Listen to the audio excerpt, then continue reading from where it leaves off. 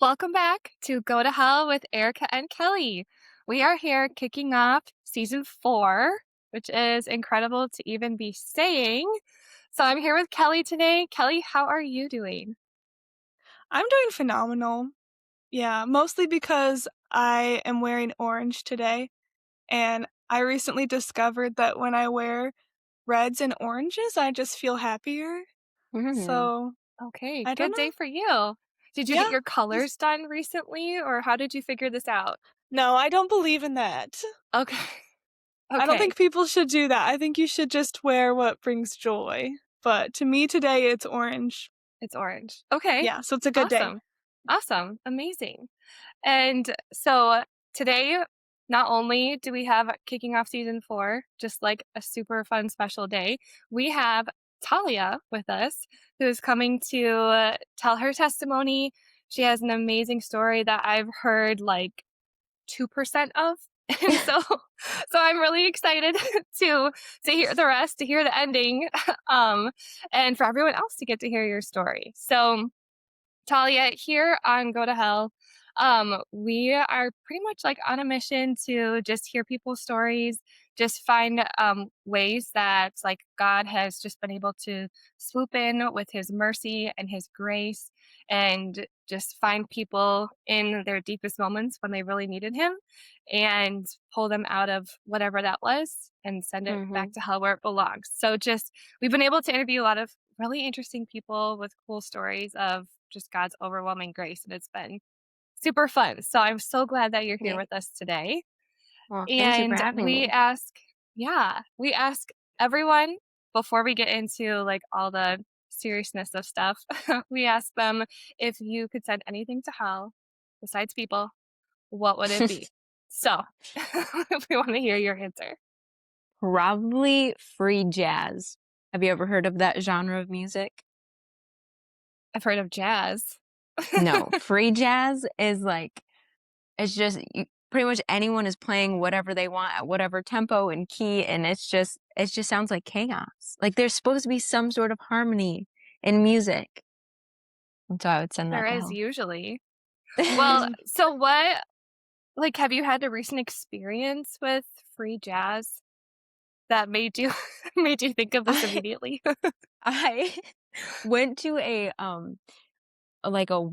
worship jazz night at the chapel that I go to recently, and someone had brought up the genre of free jazz, and I had never heard that before. And so I was like, okay, I got to look into this. And so I listened, and it was not my favorite thing in the whole entire world. And I love jazz. Okay. So did Mhm. it ruin So, jazz for you, or It didn't ruin are you jazz for okay? me, but that ruined it. I don't know. That was just not my thing. Not my thing. It just ruined mm, the moment for you.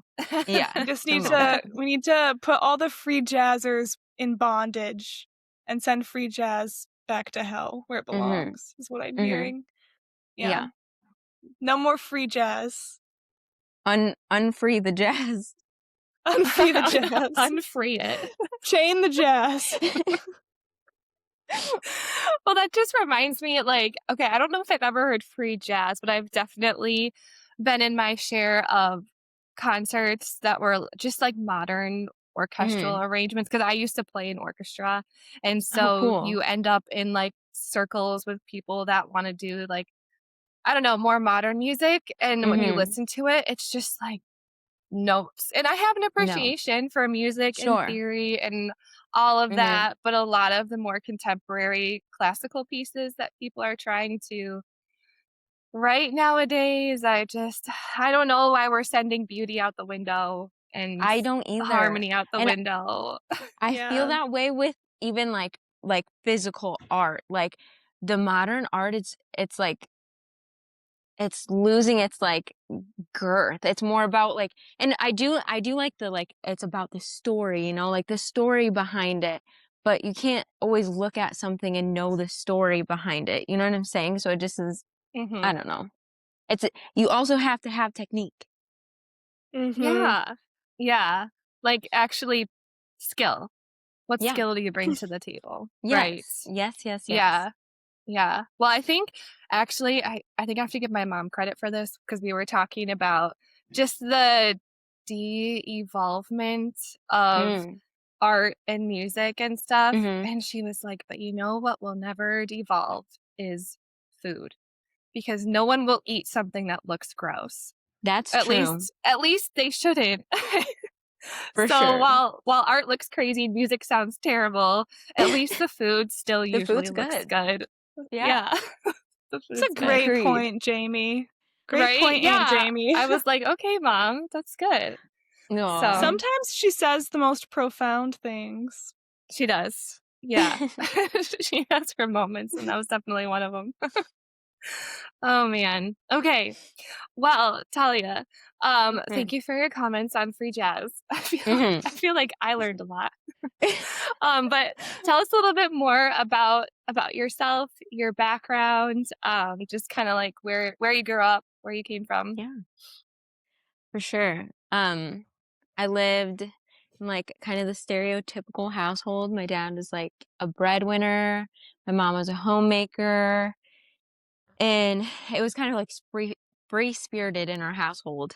Unfortunately, like free jazz, not a lot of structure. Sometimes it was like love who you want to love and experience what you need to experience, obviously within some reasonable boundaries. But um, growing up, we went to a Catholic school, but there was like no implementation of that in our actual household. Like God was not talked about, and you know, we our standards were not up to anything like that. We mostly went to that school because we were in the Detroit public school district, which were like the worst schools at that point in time. I don't know what it looks like now, but at that point in time, it was like the worst rated schools in Michigan. And so my parents were like, okay, we're not going to do that. And we grew up in like, our house is in Livonia, but our whole entire life was in Redford, which is like 5 minutes from Detroit. So we're like, it's city life for us, like very diverse, and you're really tight with all of your neighbors, but you might not want to go too far past your block. And um, we kind of like we had our own little bubble, like our own little world. My school was tiny. It was 200 people, and that was preschool through 8th grade. So I knew like Oh, wow. everyone's whole life.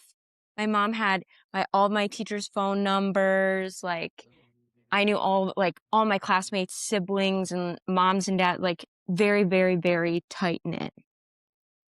Um, we also like came from a soccer family, long line of soccer. My dad's uncles owned like the biggest soccer club in Michigan, and my mom, like her whole family, like they played soccer too. So my mom and dad. And so my sister and I were just destined to be soccer players. And I played and I still play now, but I've never really had like the heart for it, like I don't know, the passion. Hmm. Um and so yeah, like I said, we just like lived in this bubble. Um Knew all of the coaches' names of the soccer club, um all of my teammates, and like just this tiny little perfect little world. Like we didn't have phones and we didn't have junk food, like I don't know. Um but then we were going to be in high school soon, and like I said, my school was cut off at 8th grade. So my dad started kind of making a little bit more money with the club because he ran a soccer club, and he was like, okay, let's move to Clarkston because their high school has like great ratings. Hmm. The public schooling system is good. And that's when my life pretty much started to crumble. Oh, no. Right. Yeah, like right before we moved, my childhood dog passed away. And then my grandfather passed away. That was like the biggest death I had ever experienced. Two deaths, like very close. And then we moved from our 200-person school to 2,000 people.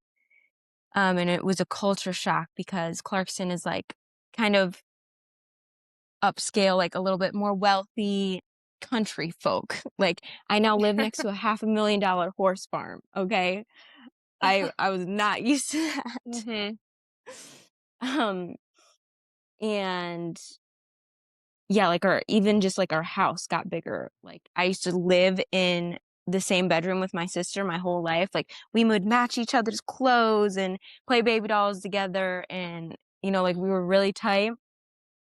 And like now our house has a basement and my sister and I are in separate rooms, and like just everything feels like so distant and like separated. Mhm.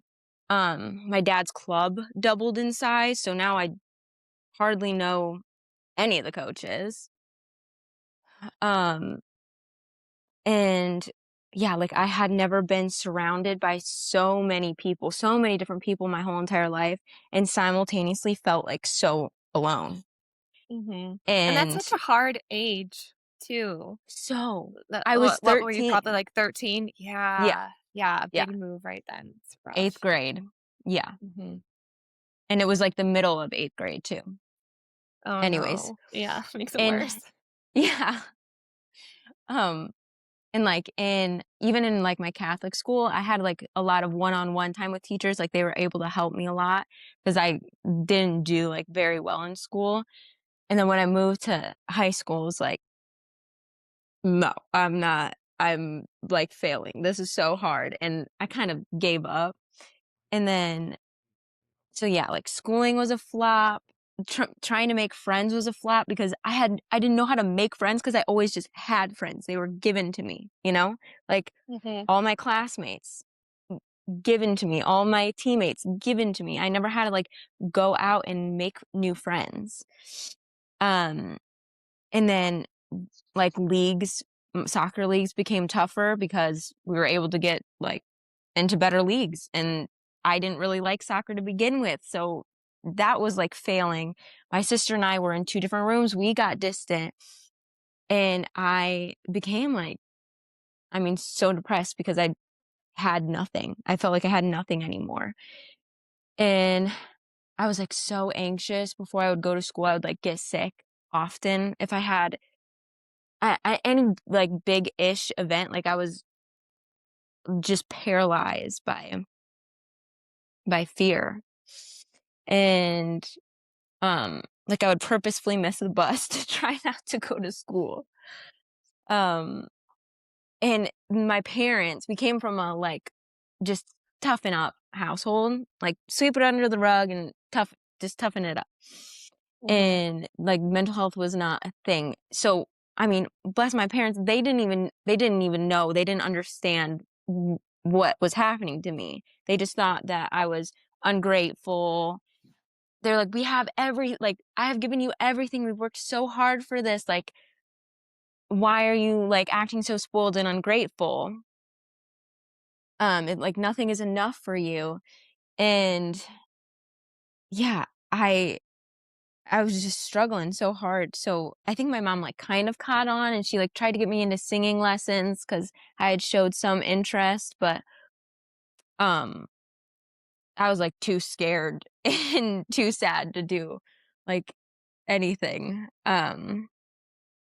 And it like got so bad. I remember one day I was like sitting on the side of my bed, and I was just like thinking, if I could take all this pain that I'm experiencing, and like if I got the opportunity to torture my worst enemy with this amount of pain, I would not do it because I don't want anyone to ever experience like what I'm experiencing. Like that's how bad it was for me. Woo, falling down. Um And yeah, I just like felt everything and nothing at the same time. Like I couldn't tell if I was like a walking zombie or if everyone else around me was a zombie because they just like weren't seeing how much pain I was in. Mhm. And I didn't really know how to like deal with these emotions anymore. So I started to self-harm, um and to like try and expel something somehow. And I loved doing it. Unfortunately, I felt like I had a little secret to keep. Like it gave me some purpose to wake up in the morning, and it also, like, when you have emotional pain, there's no like way to pinpoint it, like it's just floating all throughout you. So like this gave me like a place in my body that I could literally pinpoint it. And my parents ended up finding out and put me in a therapy. And I kind of got tossed around to different therapists. I got put on multiple different antidepressants and antipsychotic. I also got diagnosed with BPD, which is literally labeled the crazy person's disorder. Because I started to have like, I had started to have like these anger crash outs. Like, I remember, this is so bad. I remember one time I was at work after school and like my mom wasn't picking up the phone. This was kind of later on. I'm going to spoil some stuff, like some life stuff. But I remember like she wasn't picking up the phone and I was like, I understand why dad divorced you. Like, horrible, because she wasn't picking up the phone. Like, girl, calm Oh. down.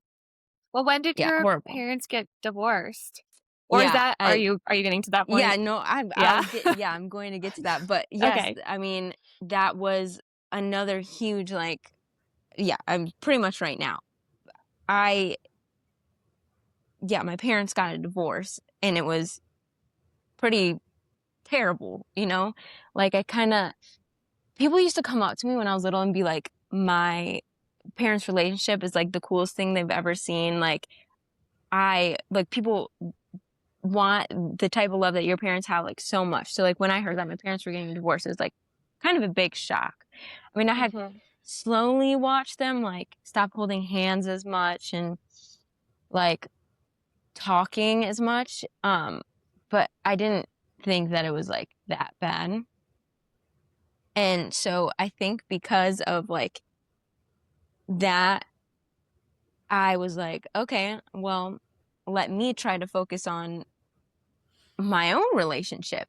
Because I kind of started to Mhm. realize that, I didn't really have much going for me, but boys were interested.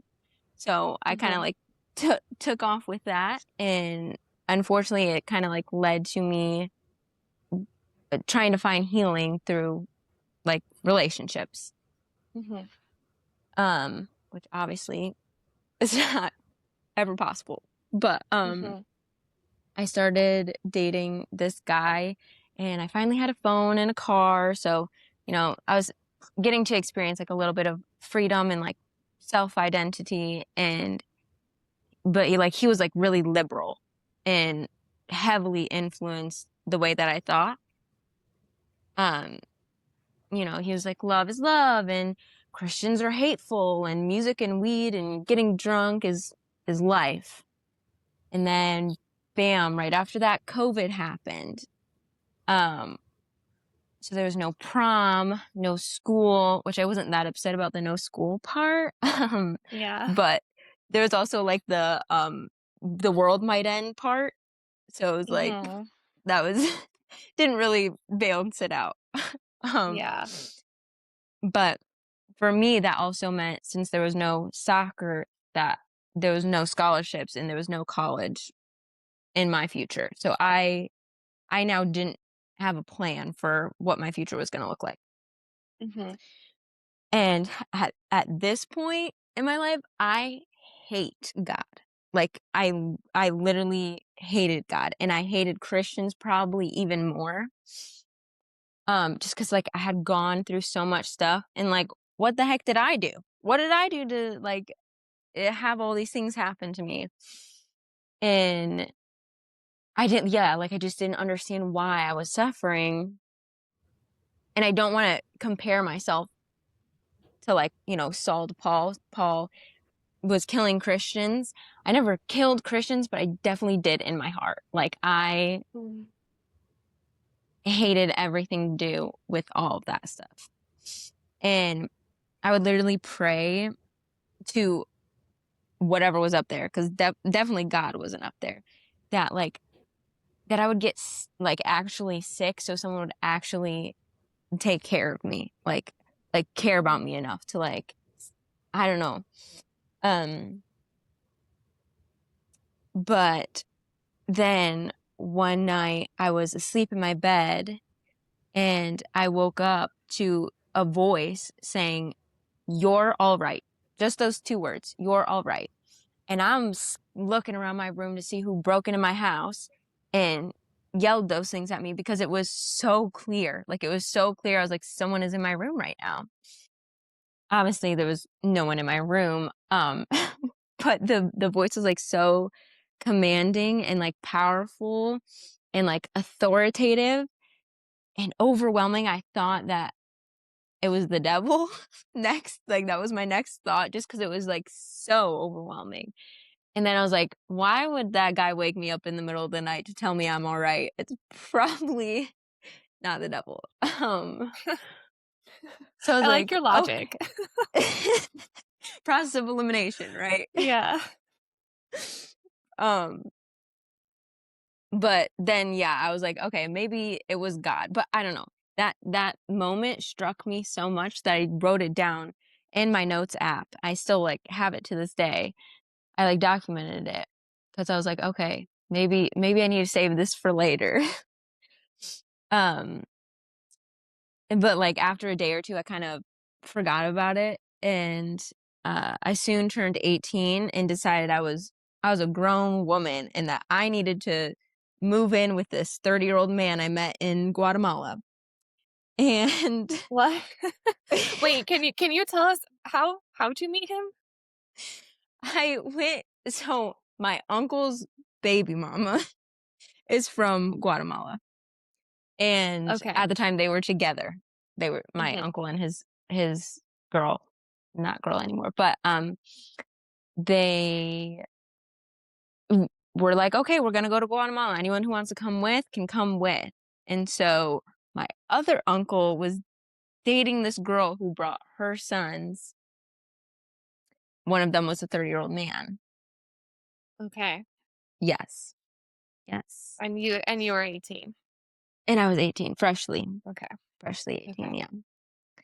Got it. And while with this dude, okay, he taught me about Reiki and crystals and um prescribed me with microdosing mushrooms to try and rebuild my neural pathways. Um and Was most he week well, was he a doctor or what was his background that no, he's no, no. able to He is he was getting you mushrooms like illegally or cuz I know oh some yeah. therapists will use those. No, he was No. Okay. jobless. No job. Jobless. Okay. Yes. Great. Nothing going for this guy. This just keeps getting better. All right. I'm I'm working right now. I am trying to study for my real estate license while like all this is going on too. Mhm. Um and still taking my prescribed medication and going to therapy. And so like on weekends, we would drink and smoke, and you're not even supposed to drink when you're on prescribed medication. And then a lot of nights we started taking Molly, and then occasionally we would do ketamine on top of it. Just like anything bad happened in this house. Like Mhm. it was just a hot mess. I started selling his Adderall to the coworkers at the bar that I worked with. And it was just like it was chaos. And so my friend Derek called me randomly and he was like, "Yo, like how you doing?" And I explained to him my situation, and I'm not even joking you, like a few days later, he came and he yoked me up out of the house. He like grabbed all my stuff and he was like, "You're leaving. This is ridiculous. Where's your dad? Why isn't he doing this?" Um and he just started taking me to his church. And I went like pretty consistently. I definitely I still like didn't understand anything yet. My heart was still pretty Mhm. hardened. Um but one day this woman prophesied over me and she was like, "Can I pray for your heartbreak?" And I said, "Sure." And she basically was like, Lord keep coming to her in her dreams. So, like, I was like, "Okay, hold up. Why did this lady know that God came to me while I was sleeping one time?"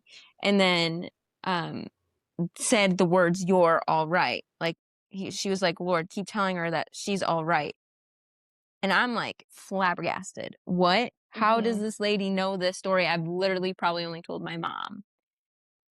And, um, but, like, still this was not enough to convince me that God was real, and I kind of fell off going to his church. Um, but I also wrote that down. I documented that too. It's in my notes app from when it happened. Um, and I like moved back in with my mom, and I'd start seeing someone again, and I would like move out with them for a short period of time. But I started to like see my mom go from grieving a divorce to like this really joyful, um, like peaceful woman. Like even before they got a divorce, even before we moved to Clarkson, like she was even more joyful. And my mom's a very bubbly person. Like she's always, kind of in a good mood. So I was like, how is this happening? But she told me that this man sat down in her chair while she was cutting his hair and shared the gospel with her. I was like, what is the gospel? He gave her a Bible and invited her to a women's Bible study. And then she became part of a church. And I'm like, yeah, okay, cool, whatever, mom. I'm gonna go to Malta with this guy that I met. And he ended up strangling me until I passed out and leaving me in that country by myself. And he wore like I thought he was like kind of a good Christian guy because he wore 4 crosses on his neck and like told me that he was a Christian. And but he like simultaneously would tell me to take the Bible with a grain of salt. So he was like, I'm a Christian and I think God put you in my life, but then, you know, we were doing nothing that was like Christian like. You know what I'm saying? Mhm. Wait, how'd you meet him? Did you meet him at church? No, I did not meet him at church. No, I No. met him Okay. at my he played for my uncle's soccer team on the Okay. men's side, and then I played on the women's side, and so, yeah, we just, like, would run into each other. Mhm. But How did you get out of the country then? I mean, So I flew you're in back at the Malta? time. Yeah, Okay. I flew back at the time that we were supposed to fly back, but he just left early. He Okay. left early to, I guess, randomly go to college. Right. We had, like, a And or dog together and, like, a life, and he just took all of it. and he just left Just that after he assaulted you. after that, yeah. Okay, Talia. All right. Yes. Mhm. Right. Right. Okay. We're tracking. We're with you. G Goodness. This is a little Um, wild, but okay, let's keep going. it's wild, it's wild. Um, and then so after coming back from that trip, I was like, "Okay, mom, what do you got? What you got for me? Yeah. Give me something. I'm done. I'm over all of this." And she invited me to this Bible study. She kind of made one less of like a women's Bible study, more of like a young adults. There were still adults in it, but it was like a few girls my age and um a few like other women. And I was like, well, I don't have high hopes about this because I really don't truly believe in God, but at least I'll go and I'll learn something. And I asked every question I could about if God hates gay people, why is there evil in the world, how come we have so much suffering? And every time even though I was kind of accusatory, I was just met with gentleness by all of these ladies. And Mhm. then my mom invited me to this chapel down the road, and I honestly fell in love with the people in the building. Like all of these people, I've never met them before, and they were so nice to me. Like, I was like, why are these people so nice to me? You know, like, I've given my literal soul to these men, and they hurt me. Like, why are these random strangers who I don't know, who have never done anything for them, being so nice to me? And, um, yeah, and then, like, the pastor, he just, like, kept felt like he was seeking me out. Like, he found out that I sang and, like, invited me to start singing on the worship team, and I was, like, getting excited about going to church on Sundays, and that simultaneously kinda grossed me out because I was like, "Why am I like, why am I liking this? Darn it." But God was just pursuing me so hard, like, he really Mhm. was, and yeah, I started to, like, learn about who God is, like, from going to church and going through these Bible studies and, like, just literally how God's children were, like, loving me. Like, I was just, like, learning about him through other people, just, like, taking time to love me, and, like, slowly that God-sized hole of, like, emptiness that was in me, like, became filled and repaired by him, and, I started, like, to get off my meds because I was like, "Well, I kinda feel good." Like, I feel Mhm. like I have a purpose, I have an identity, like, I have a reason to wake up every day.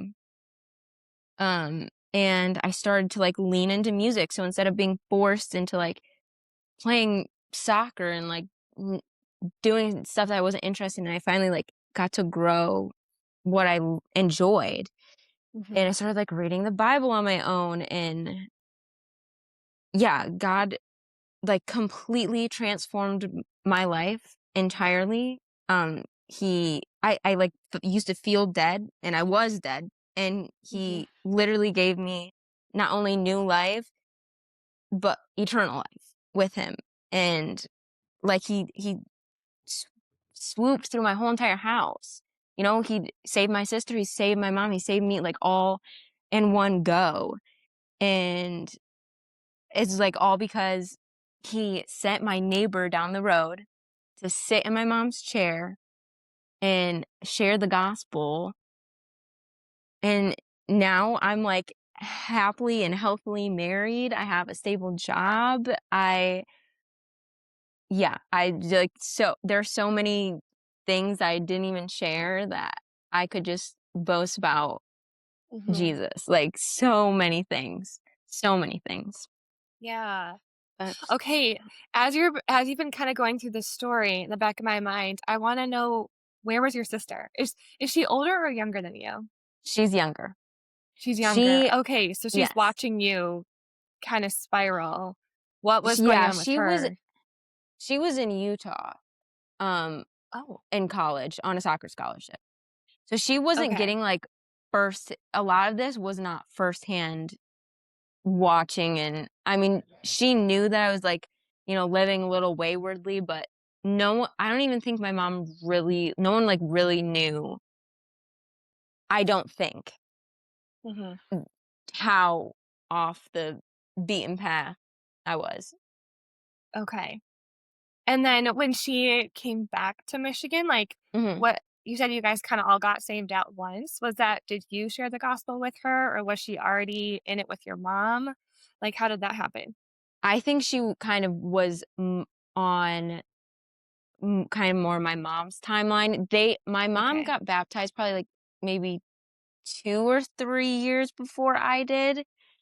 Um, I'm not really sure when my sister would say she got saved, but I think it Yeah. was closer to my mom's timeline than I was. I think I was the Okay. last one to kind of,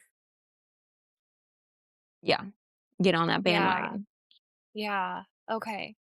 And when you're talking about, like, how much you hated Christians and, like, hated God, and Mhm. but it seems like in your upbringing was, like, more or less God neutral-ish. Was it Definitely that neutral. guy? Yeah. So, where do you think that came from? I know you mentioned that guy who was kind of talking to you about why Christians Yeah. are so bad. Is that the seed that was planted, or were there other like, experiences you had that put that in your mind too? Mhm. I mean, like, I used to post a lot of liberal stuff on my story, and so then I would get people from the other side, like, like, I would post stuff about abortion, I would post stuff about the LGBTQ community or, um, like, race-themed posts on my story, and then I would have a lot of people from the other side communicating with me about them, Yeah.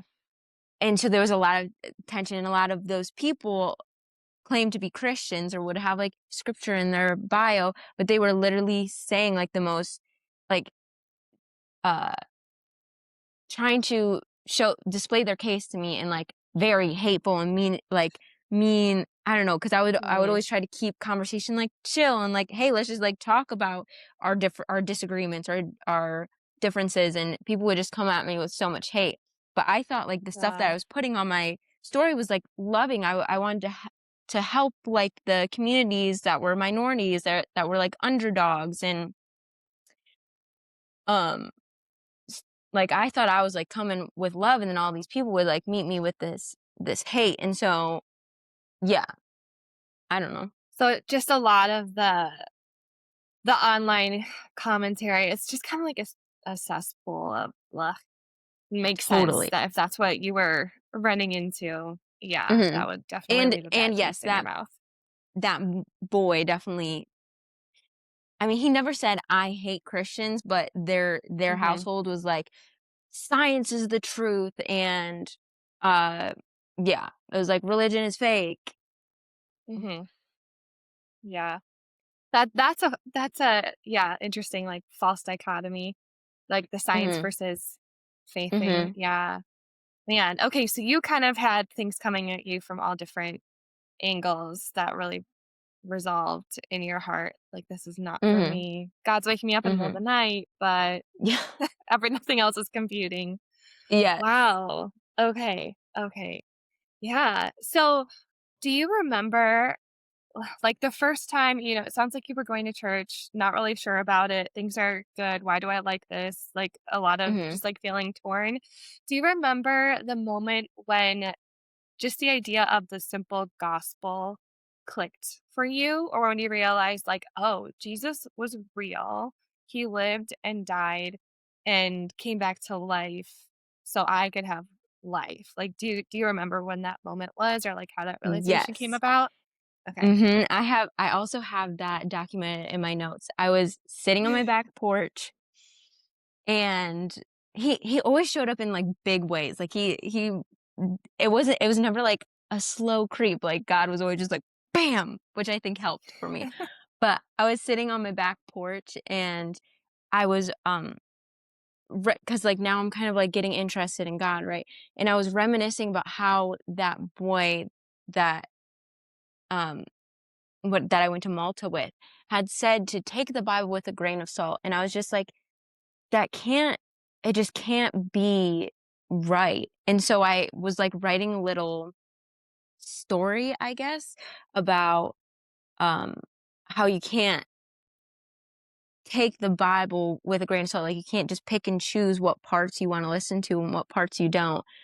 Um, and, like, in that moment, like, while I was writing it, I was like, "Oh my gosh, wait, like, the Bible actually makes sense, and Jesus is real, and he died for me." Like, he sent his only son in the form of a child, like, the most vulnerable, version of on this earth that you could be. Um, like, he is God. He did not have to come down in the form of a baby child. Grew up and experienced temptation. He experienced this sin. He, went through everything that I am going through, and then took it upon himself to die for my sins every single time that I've, failed. Um, and not only defeat sin, but defeat death as well by coming back 3 days later. Now I get to have eternal life with him. Like, it all just, like, bam, in that one moment was like, okay, I'm sold. And it was That's February, I think, of, awesome. like, 23. Okay. So it's been, almost 3 years then. That's Yep, amazing. I got Wow. baptized August 24th, I think. Okay. August of 24, sorry. I feel like one of these days you need to just string together everything in your notes app and publish it as a memoir. That'd be cool. Because it sounds like you have a lot of experiences documented there. Yeah, it's true. Yeah. Yeah, get your book published. Yeah. Okay, I'm curious about because when God woke you up in the night and he said, Mhm, you're all right, and then that mhm. woman was praying over you and saying you're all right. What do you think that means? Or what did that mean to you later when you realized that was God? Like what do you think he was trying to tell you in that? I don't know because when those words were being said to me, I still didn't feel it, I still didn't believe it. I mean, now I know that I am alright. Obviously, I am, but I don't think that I know exactly why he said those words to me at that point in time because I feel like it would only make sense if I, like, believed it, or, like, my heart was, like, changed there, you know what I'm saying? I'm Yeah. not sure. Hmm. And This is so interesting. oh, Yeah. yeah. So when you were going through the process of, like, getting diagnosed Mhm. with is it borderline? Yeah, Is that what you were saying? yeah. Yeah, and, like, all your meds.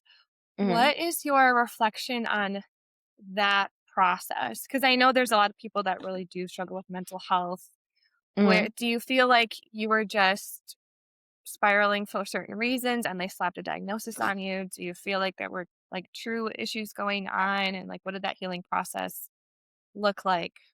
I guess from, like, a mhm, spiritual and then also just, like, a medical mhm. perspective. I definitely think that there was something going on. Um, do I think that I actually had BPD? No. I think that I was just, like, looking for anything to try to find help and relief and healing, and Mhm, I found BPD, I think, just, like, once again, online, and I came to my doctor and was like, "Hey, like, what do you think about this? Like, do you think that I fit the bill?" And of course, they were like, "Yes, check, check. Let's get you on some more medication." Like, it just kind of felt like,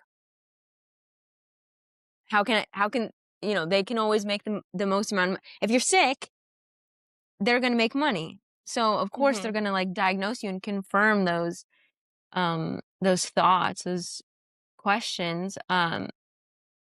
And I spent a lot of money, getting medicine, getting therapy, going to doctor's appointments. And, um, you know, I think that, like, some people genuinely have, like, um, chemical imbalances in their brain. mhm, And I think that some people just probably have a lot of, like, spiritual warfare going on, or, like, just, like, battles, and that can be changed with just, like, yeah, having, I mean, God can heal anything. He is the great physician, like, mhm. um, so yeah, I mean, I definitely still get angry every once in a while. Definitely still have little bouts of, I don't know if you can even call them depressive episodes, but, like, I still get down. I Mhm. am still a human being with emotions. It's not like I think everyone can agree with that. But, like, I know lots of Yeah. Christians that still suffer with, like, debilitating anxiety, and still, and I still believe that they're Christians and they're saved. Yeah. Yeah. Absolutely. So over the Mhm. past 3 years, as you've been going through healing, how has that changed for you just in, like, in your mental health? What does that Yeah. journey look like? Mhm. Well, like I said, I was able to, like, get off all those medications. I mean, I really don't experience And I don't really feel like it was a slow process ever. Like I said, like everything felt Mm. like pretty bam, instantaneous for me, Mhm. which praise the Lord. Um, Yeah. I mean, I just don't, I mean, I still get anxious when I have a big event coming up or, um, but I'm not getting sick. Mhm. Except for my wedding day. I did get really sick on my wedding day because I was so Oh. nervous and excited. Yeah, that's understandable. Yeah. Okay, But yeah. I go for it, kinda wanna Kelly. know more about, because you said it's maybe been about 3 years now. Mhm. When and how did you meet your husband, Mhm. and I love what, this story. like, role did he play in, I guess, where your faith is now? Yeah. Yeah. So, I have known my husband ever since I moved to Clarkson. He lives 5 minutes down the road from me, always has. And I was really good friends with his older brother in high school.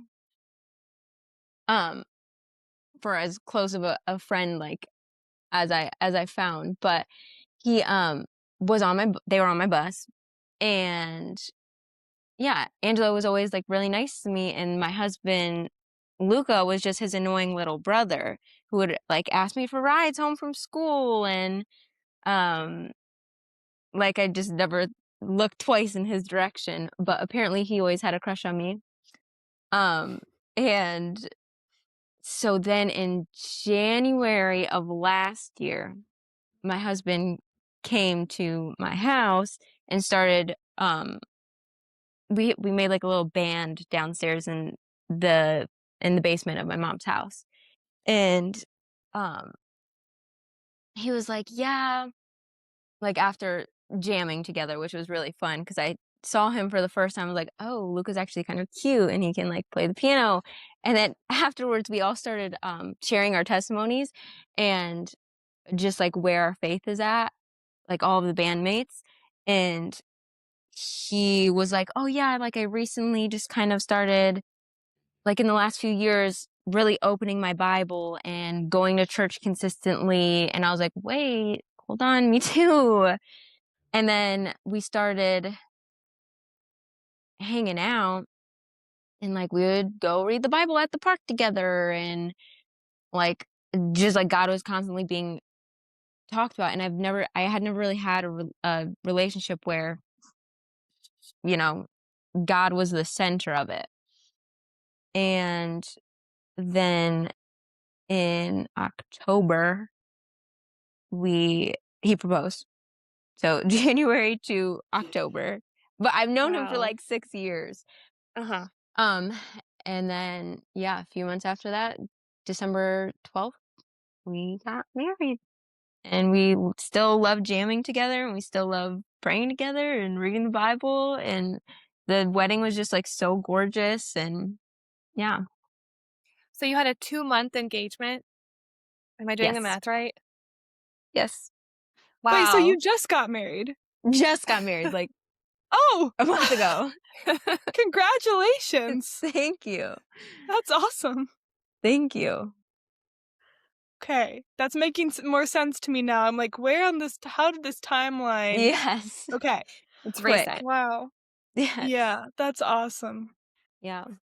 Okay, in that season of your life, so this past year, so you like with this relationship, and you guys are talking about God, Mhm. how did God confirm to you that like, yes, this is good, this is what I have for you, especially after having such a history of Mm.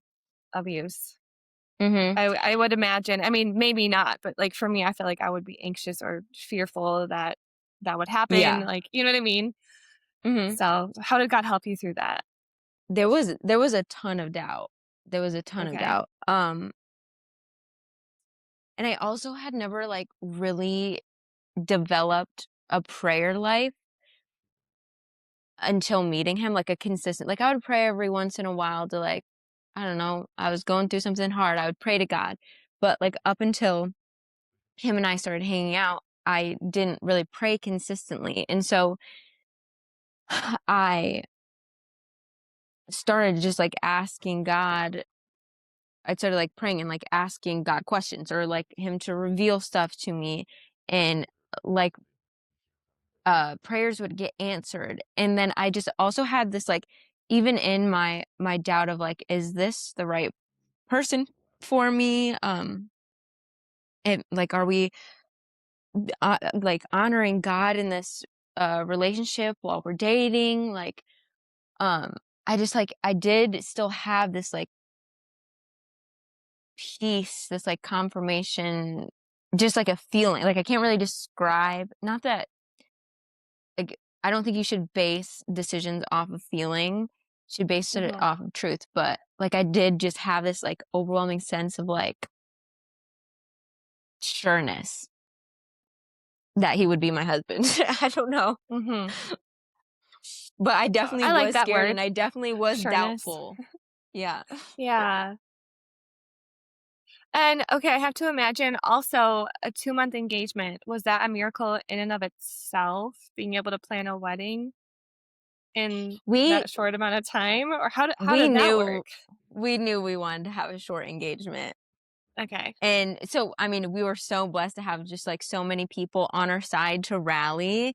Like, our neighbors that shared the gospel with us, they are now, like, a part of our family. Like, their daughters, their 8-year-old daughters call us sister and brother. You know, like, Oh. they have Uh-huh. they're like, we're all on the same road. So my husband's family is 5 minutes down the road. Our neighbors, our new family members are 5 minutes down the road.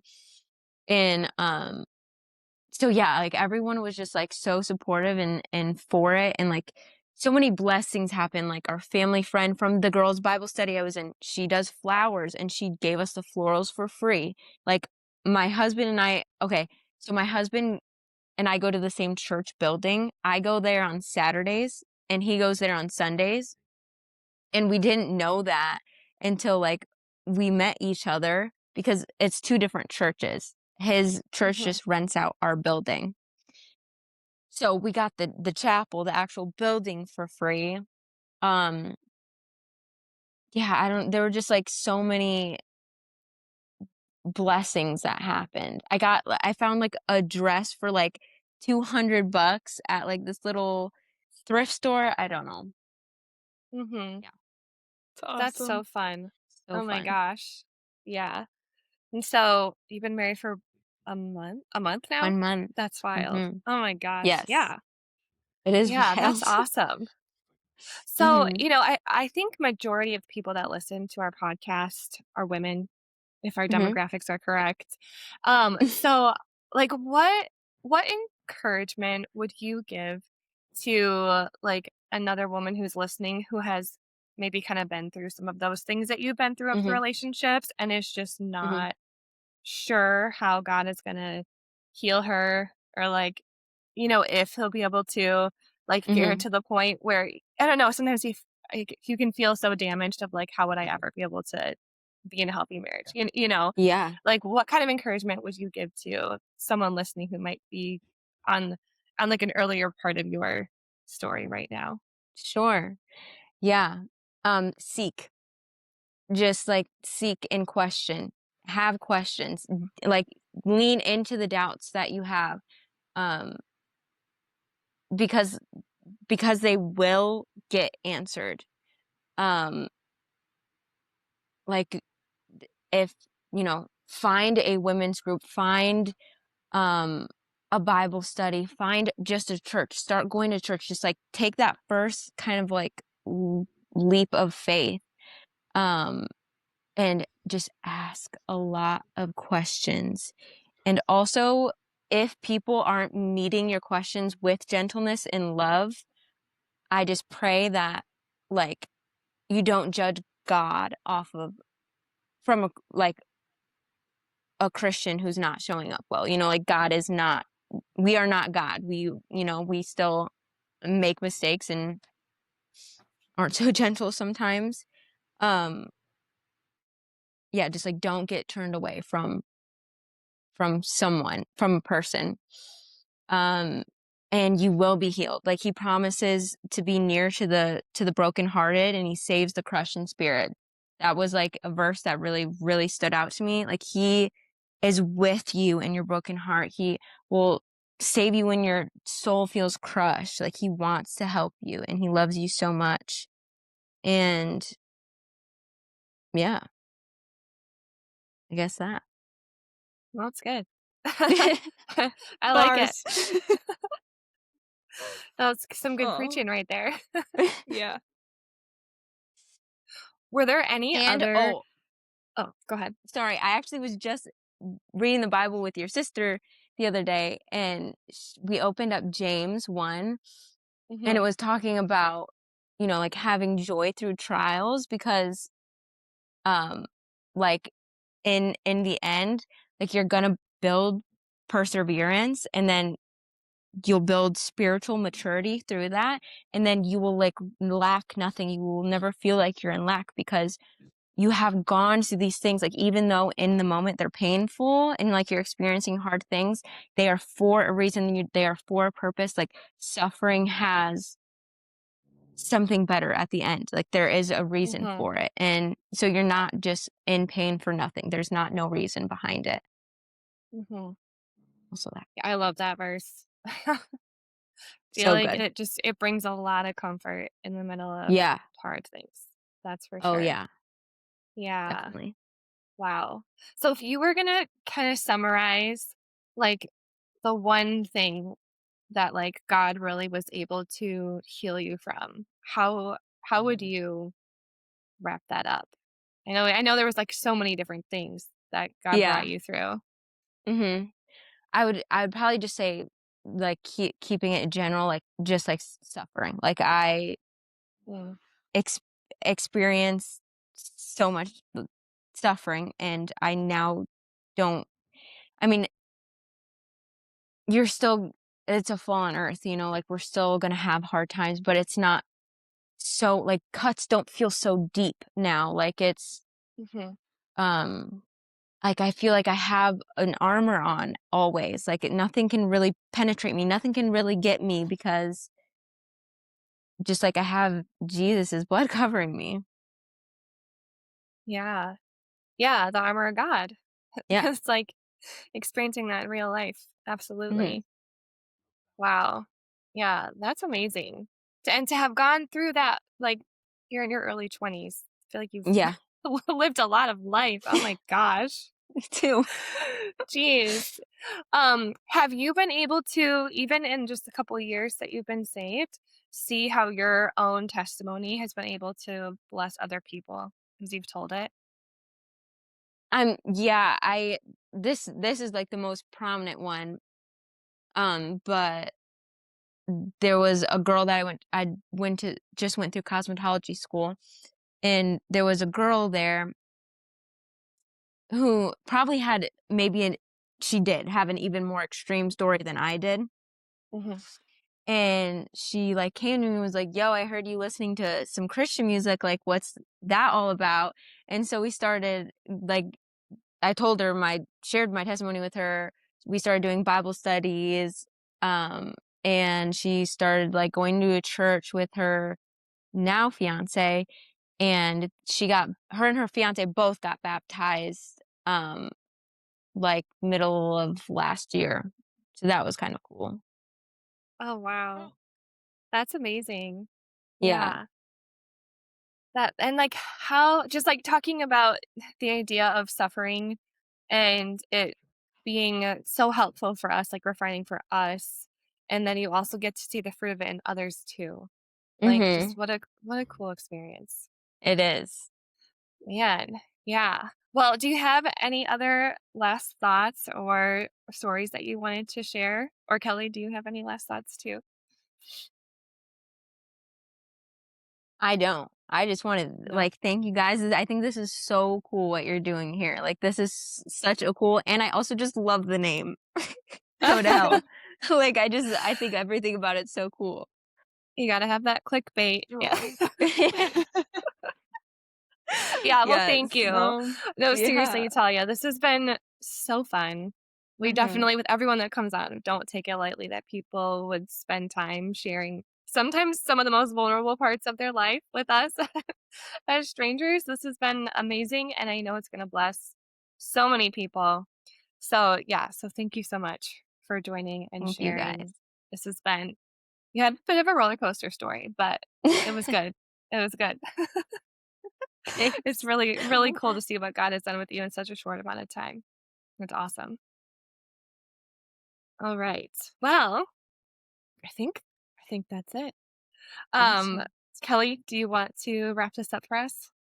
Yeah, I mean, just a quick thank you to our listeners. Thanks for joining us.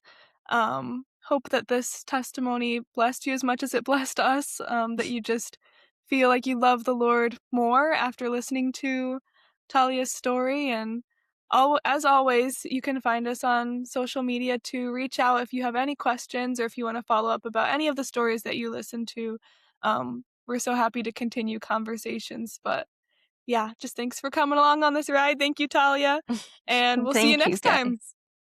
All right. See you next time.